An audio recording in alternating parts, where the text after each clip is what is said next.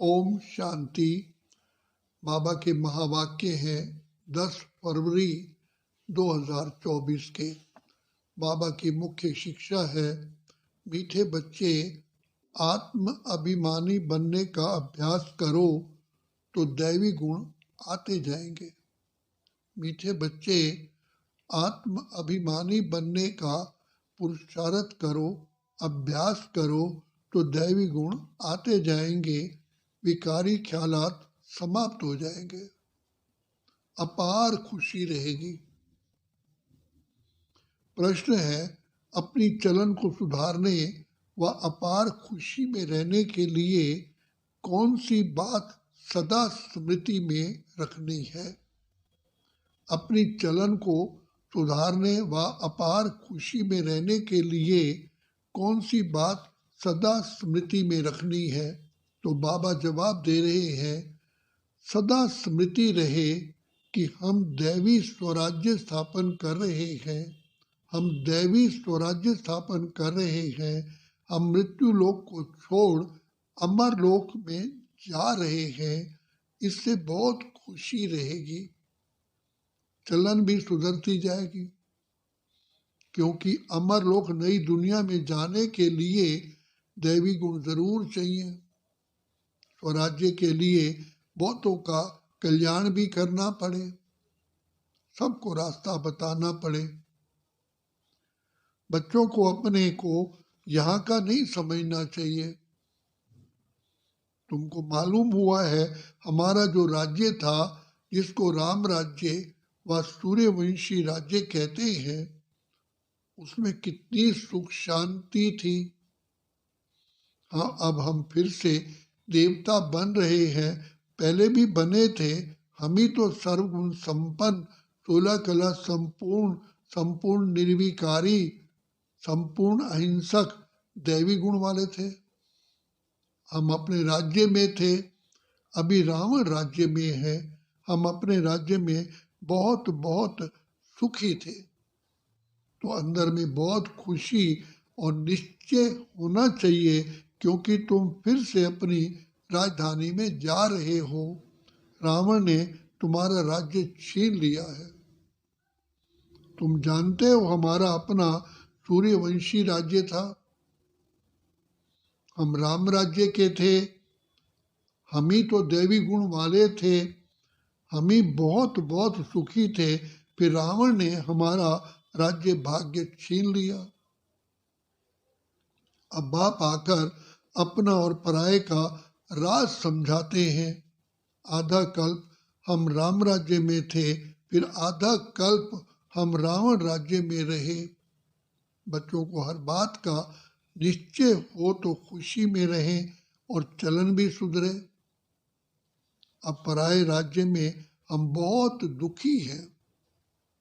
हिंदू भारतवासी समझते हम पराये फॉरेन राज्य में दुखी थे।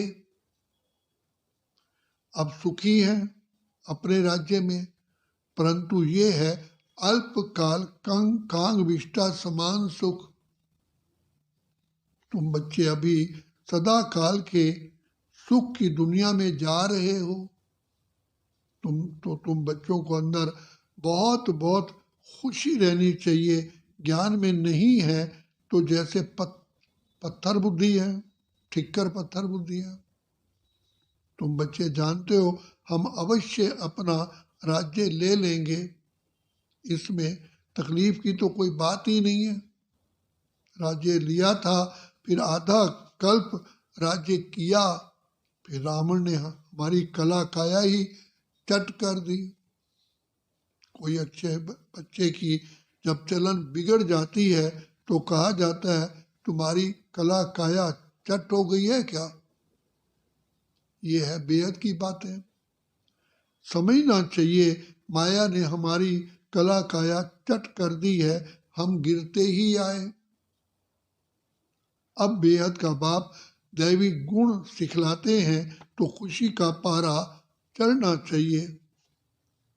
टीचर नॉलेज देते हैं तो स्टूडेंट को खुशी होती है। ये है बेहद की नॉलेज। अपने को देखना है, मेरे में कोई आसुरी गुण तो नहीं है। संपूर्ण नहीं बनेंगे तो सजाएं खानी पड़ेंगी, परंतु हम सजाएं खाएं क्यों? इसलिए बाप जिससे ये राज्य मिलता है उनको याद करना है। दैवी गुण जो हमारे में थे वो अब धारण करने हैं। वहां यथा राजा रानी तथा प्रजा सब में दैवी गुण थे। दैवी गुणों को तो समझते हो ना? अगर कोई समझते नहीं तो लाएंगे कैसे?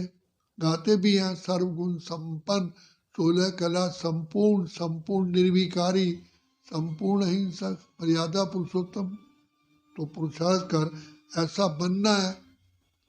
बनने में मेहनत लगती है, विकारी दृष्टि हो जाती है तो बाप कहते अपने को आत्मा समझो, तो विकारी ख्यालात उड़ जाएंगे। युक्तियों तो बाबा बहुत समझाते हैं। जिसमें दैवी गुण है उनको देवता कहा जाता है, जिसमें नहीं है उनको मनुष्य कहा जाता है। तो दोनों ही मनुष्य हैं, तो दोनों ही मनुष्य, परंतु देवताओं को पूजते क्यों हैं? क्योंकि उनमें दैवी गुण है और उनके मनुष्यों के करते हुए बंदर जैसे हैं। कितना आपस में लड़ाई झगड़ा आदि करते हैं। सत्युग में ऐसी बातें होती ही नहीं। यहाँ तो होती हैं, जरूर अपनी भूल होती है तो सहन करना पड़ता है। आत्माभिमानी नहीं है तो सहन करना पड़ता है। तुम जितना जितना आत्माभिमानी बनते जाएंगे उतने दैवी गुण भी धारण होंगे। अपनी जांच करनी है कि मेरे में दैवी गुण है। बाप सुखदाता है तो बच्चों का काम है सबको सुख देना। अपने दिल से पूछना है कि हम किसको दुख तो नहीं देते हैं, परंतु कोई कोई की आदत हो जाती है जो दुख देने बिगर रह ही नहीं सकते, बिल्कुल सुधरते नहीं। जैसे जेल बर्ड्स, वो जेल में ही अपने को सुखी समझते हैं। बाप कहते हैं वहां तो बच्चे सत्यु त्रेता में तो जेल होती ही नहीं, पाप होता ही नहीं जो जेल में जाना पड़े। यहाँ जेल में सजाएं भोगनी पड़ती हैं। अभी तुम समझते हो, हम जब अपने राज्य में थे तो बहुत बहुत शाहूकार थे। जो ब्राह्मण कुल वाले होंगे वो ऐसे ही समझेंगे कि हम अपना राज्य स्थापन कर रहे हैं। एक ही हमारा राज्य था जिसको देवताओं का राज्य कहा जाता है। आत्मा को जब ज्ञान मिलता है तो बहुत खुशी होती है। जीव आत्मा जरूर कहना पड़े। हम जीव आत्मा जब देवी देवता धर्म में की थी तो सारे विश्व पर हमारा ही राज्य था। ये नॉलेज है तुम्हारे लिए। भारतवासी थोड़ी समझते हैं कि हमारा राज्य था। हम ही सतो प्रधान थे। तुम ही ये सारी नॉलेज समझते हो तो हम ही देवता थे और हमको ही अब बनना है।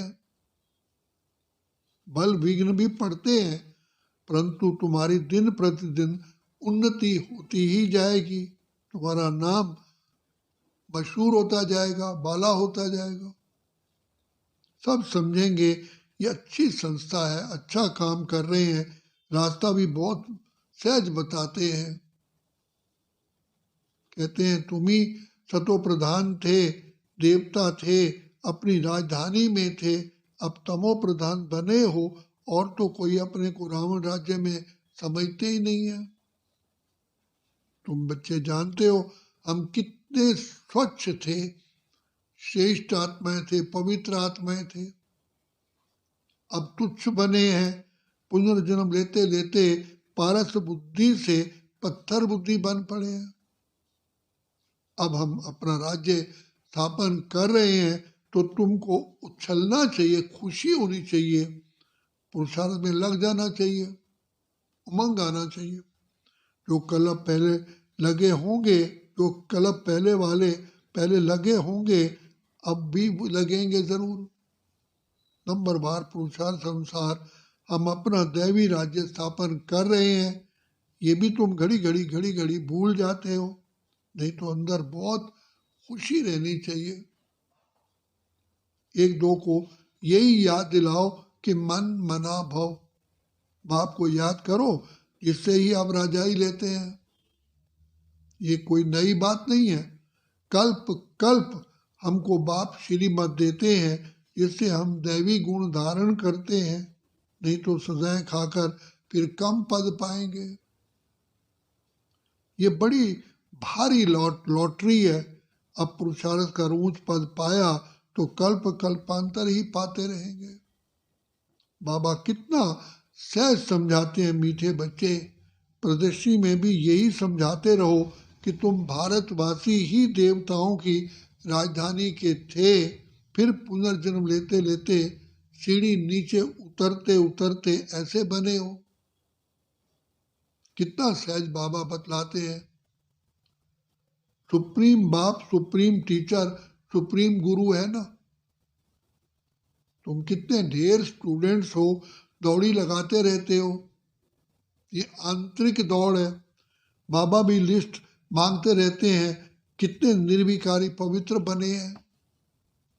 बच्चों को समझाया गया है कि भ्रिकुटी के बीच में आत्मा चमकती है। बाप कहते हैं, मैं भी यहाँ आकर के बैठता हूँ अथवा पाठ बजाता हूँ।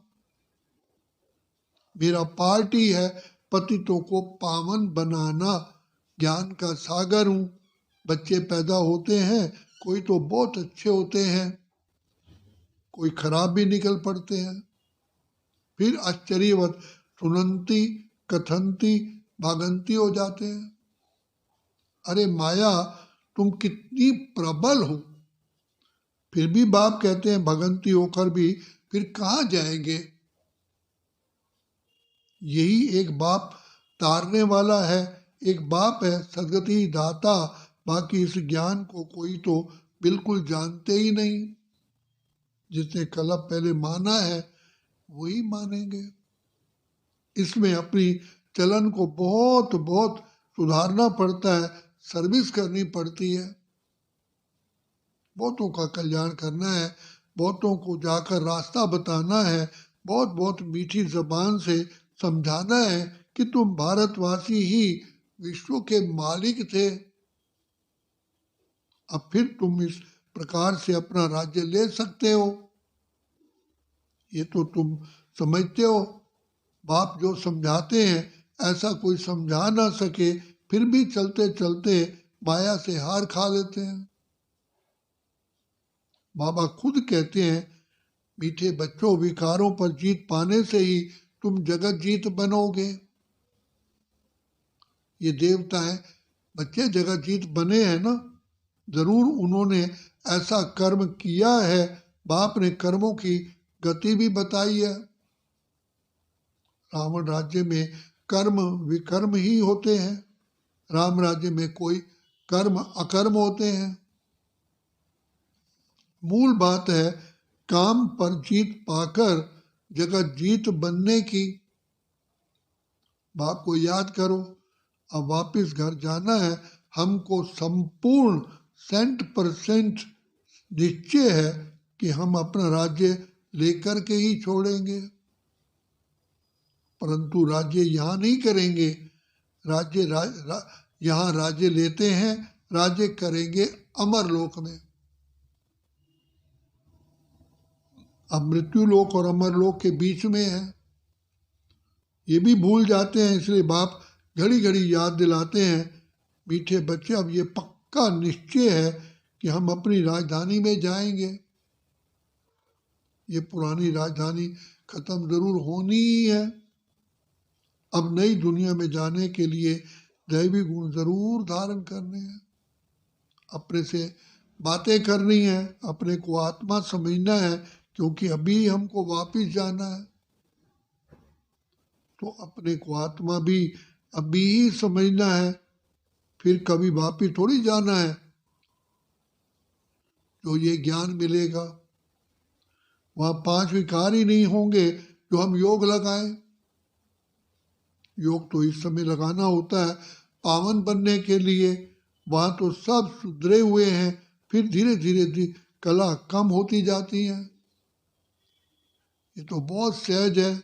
क्रोध भी किसको दुख देता है ना, मुख्य है देह अभिमान। वहाँ तो देह अभिमान होता ही नहीं। आत्मा अभिमानी होने से विकारी दृष्टि नहीं रहती, निर्विकारी बन जाती है, सुदृष्टि बन जाती है। रावण राज्य में विकारी दृष्टि बन जाती है। तुम जानते हो हम अपने राज्य में बहुत बहुत सुखी रहते हैं, कोई काम नहीं, कोई क्रोध नहीं। इस पर शुरू का गीत भी बना हुआ है।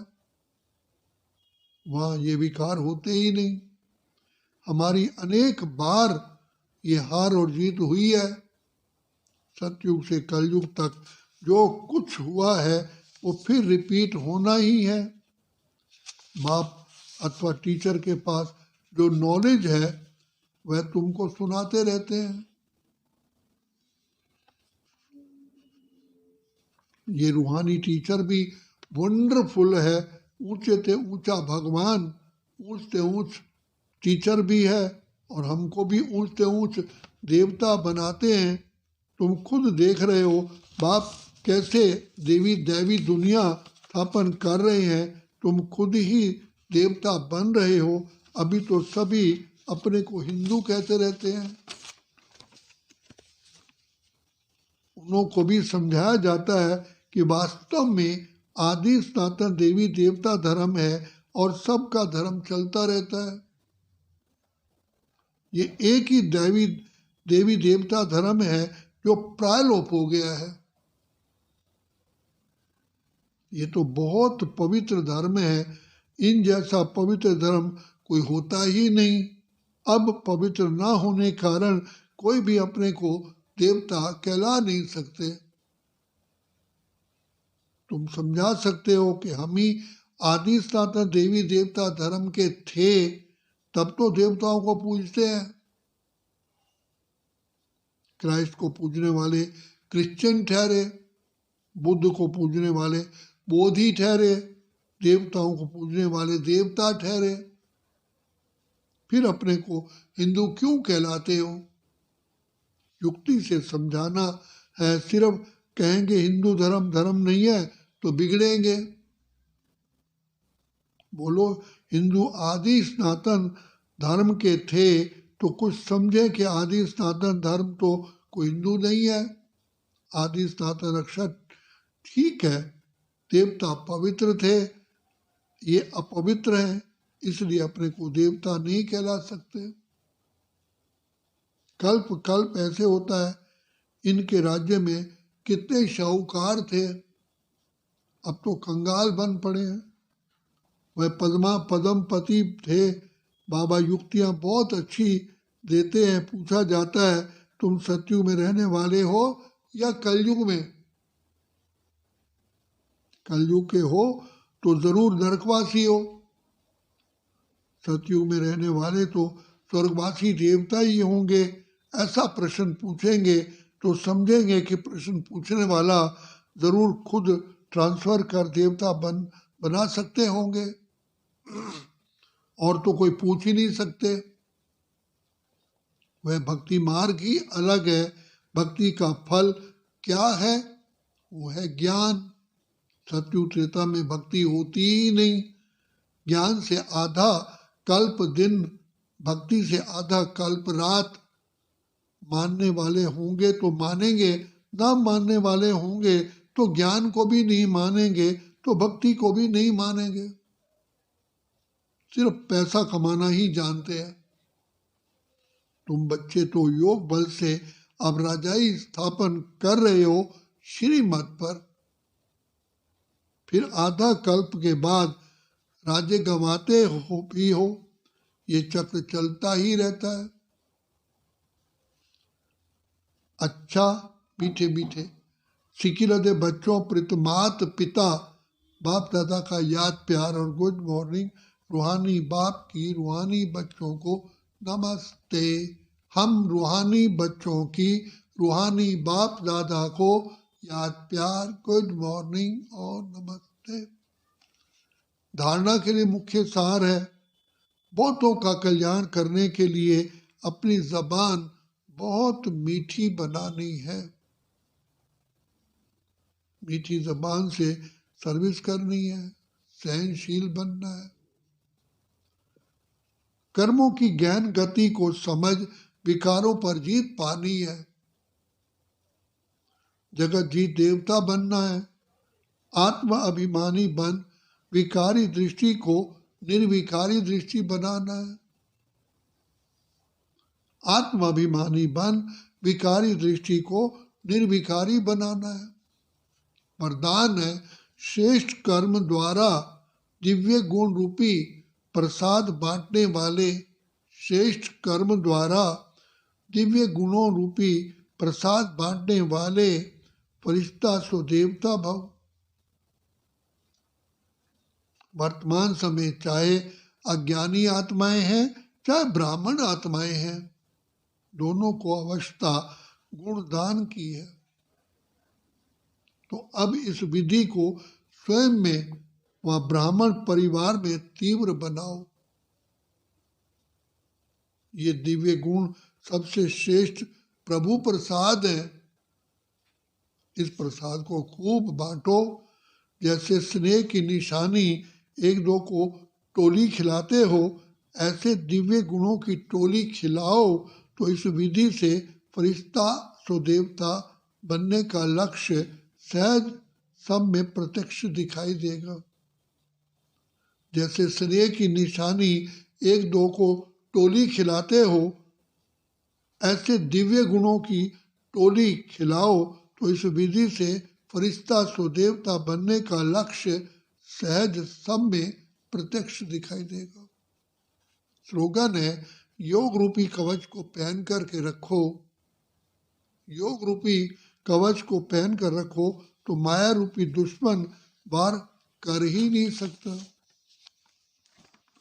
बाप कहते हैं, मीठे बच्चे आत्म अभिमानी बनने का अभ्यास करो तो दैवी गुण आते जाएंगे, विकारी ख्यालात समाप्त हो जाएंगे, अपार खुशी रहेगी। सदा स्मृति रहे कि हम दैवी स्वराज्य स्थापन कर रहे हैं।